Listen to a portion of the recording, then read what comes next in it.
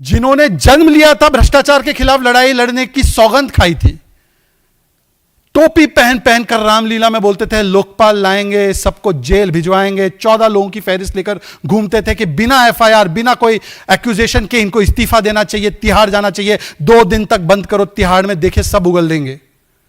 ये ऐसा कहने वाले लोग, इनका भी पॉलिटिकल यूटर्न या यूं कहूं सियासी धर्मांतरण, पॉलिटिकल कन्वर्जन ऐसा हुआ है कि अन्ना छोड़ के लालू तक, झाड़ू छोड़ के दारू तक, पाठशाला छोड़ के मधुशाला तक, और शराब में ऐसे खराब हुए कि अब बोलते हैं कि जिनको तिहाड़ भेजने का प्लान था उनके साथ बैठकर बोलते हैं कि तिहाड़ से सरकार चलनी चाहिए, और चलाई भी।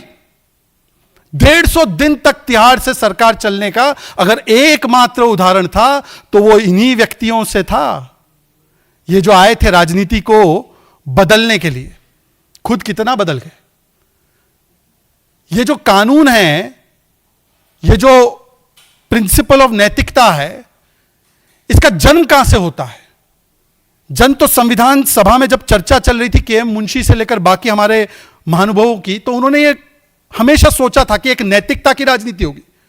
उनको तो लगा कि भाई हमारे नेता आएंगे तो वो नेता होंगे लाल बहादुर शास्त्री जी जैसे, कि एक आरोप लगाने की इस्तीफा दिया, लाल कृष्ण आडवाणी जी जैसे एक आरोप लगाने की इस्तीफा दिया, मदन लाल खुराना जी जैसे केवल ML लिखा था डायरी में और वो एंट्री तो इज नॉट इवन प्रूफ, तो मुख्यमंत्री पद त्याग दिया। गृह मंत्री अमित शाह जी जैसे कि भाई जेल जाने से पहले, आरोप लगने से पहले या आरोप सिद्ध होने से पहले ही उन्होंने इस्तीफा दे दिया। उनको तो लगा कि ऐसी नैतिकता के पटल पर राजनीति होगी। उन्होंने कभी यह नहीं सोचा कि निर्लज्जता का सबसे शर्मनाक प्रदर्शन करने वाला व्यक्ति वो होगा जो लोकपाल की मांग रामलीला मैदान से करता था, और वो कहेंगे कि हम नहीं देंगे इस्तीफा। 150 दिन, 160 दिन जेल से सरकार चलाई, और जेल से जब सरकार चलाई तो कोर्ट्स ने, हाई कोर्ट ने टिप्पणी की कि आप क्या कर रहे हैं, पर्सनल इंटरेस्ट को नेशनल इंटरेस्ट के ऊपर रख रहे हैं। इनके एक और साथी सेंथिल बालाजी, उन्होंने 244 दिन मंत्री पद ग्रहण रखा, यहां तक कि जब सुप्रीम कोर्ट ने इनको राहत भी दी तो वार्निंग देना पड़ा कि यदि इनको फिर से बनाया मंत्री तो हम सीधा जेल में अंदर भेज देंगे। ये क्या चल रहा है? ये एडमिनिस्ट्रेशन ऐसे होगा? इन्फ्लुएंस होंगे विटनेसेस, किस प्रकार से दबाव डाला जाएगा?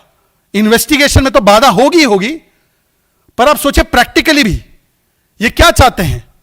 ये हम लोग कोविड में थे तो आप सभी लोग, हम लोग सब वर्क फ्रॉम होम करते थे। ये पहली बार वर्क फ्रॉम जेल कॉन्सेप्ट चाहते हैं क्या इस देश में?